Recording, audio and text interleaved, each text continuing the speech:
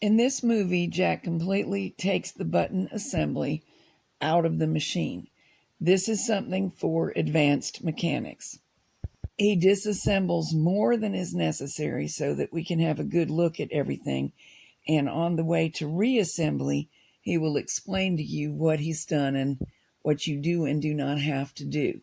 The disassembly is sped up because those of you who will be doing this work know how to align a screwdriver and reach into difficult places. You only are looking for the positions that you need to work on, and those are clearly visible.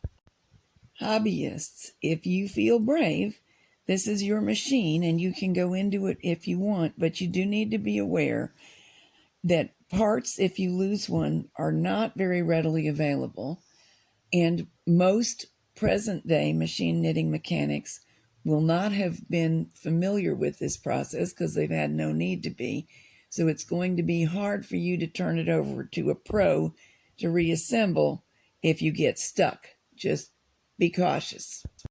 Once the button unit is out and apart, it's actually incredibly easy to clean, and we will show you that process and having the button unit itself in pieces in a separate video. This one is just covering getting the machine apart to the point that you can release the button unit and getting it back together. As soon as the reassembly process begins, Jack will take over narrating and explain to you in real time exactly what he's doing, and I will shut up because it's way over my head.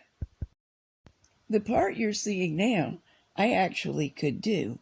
Or in this neighborhood, I'm rather famous for taking things apart with skill, not nearly as famous for getting them back together. I have survived this long because I have a husband who can put almost anything back together. I cleaned the button unit while it was out, and here comes Jack putting it back together. All right, what I'm going to show you is the proper assembly order, because when I do this, I just do exploratory by taking off everything that I know won't go sprawling. And now the reassembly is very different. I will try to tip this up enough to let the camera see. We took this screw out to get this plate off, but it isn't necessary. Here's what happens. See how the unit slides?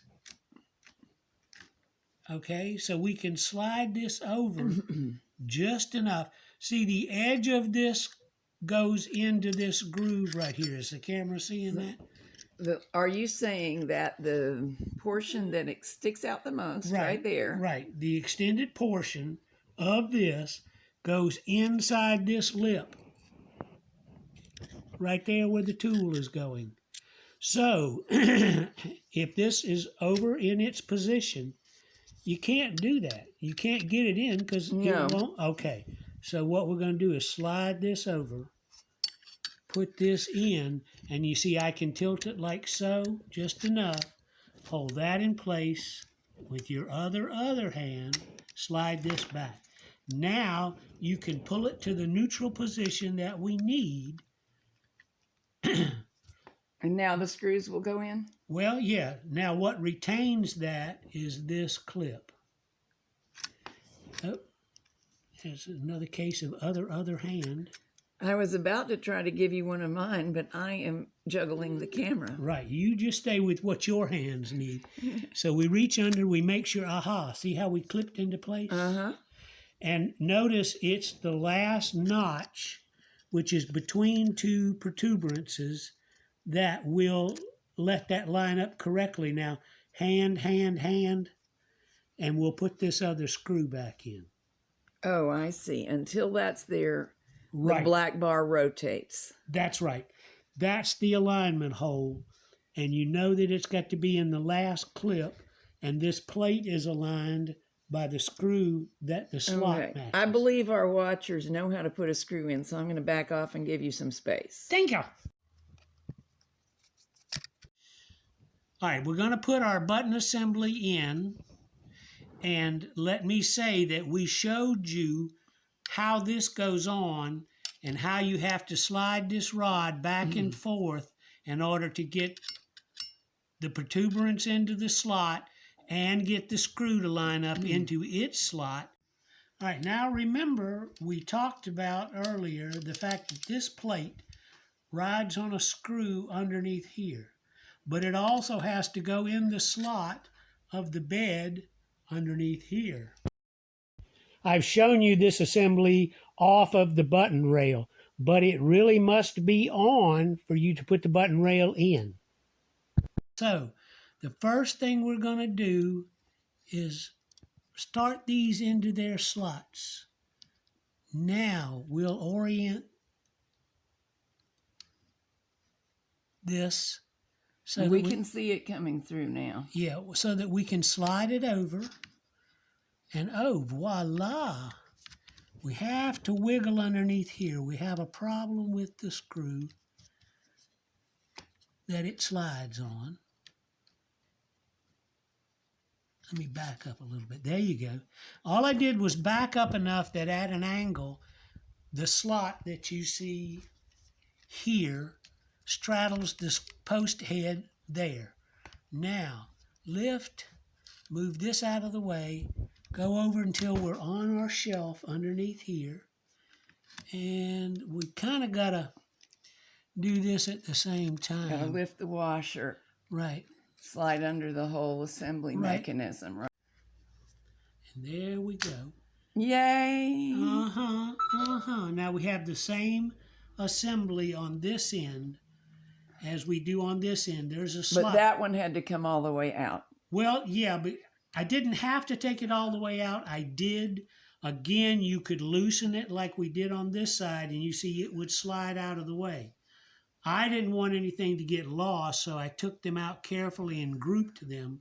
But yeah, we could have slide it slightly. You see, I can slide this one back a little bit and this one back a little bit, and then we can get our button assembly out. But it has to be free of the posts on either end so that it can come straight out of those selector rods. And the selector rods need to be clamped in the neutral position, which is all the way over here. Doing it this way so you can see it again, what I've had to do is use my index finger to press this spring down to get these screws aligned, and now we snug them both up. Am I right that at this point various parts are under some spring tension, so there's some pressure involved? And if you'll notice, I've got my thumb on that same alignment that we talked about. The wide spot of the plate has to go under this lip. Now, when I get through, hopefully, the spring will hold it and everybody will be in position. There you go. If you'll notice, this screw has plenty of play for the rod to slide up and down in this slot. Now, let me show you part of the disassembly that we discovered on Reassembly so you'll know what to look for. Hold on, camera.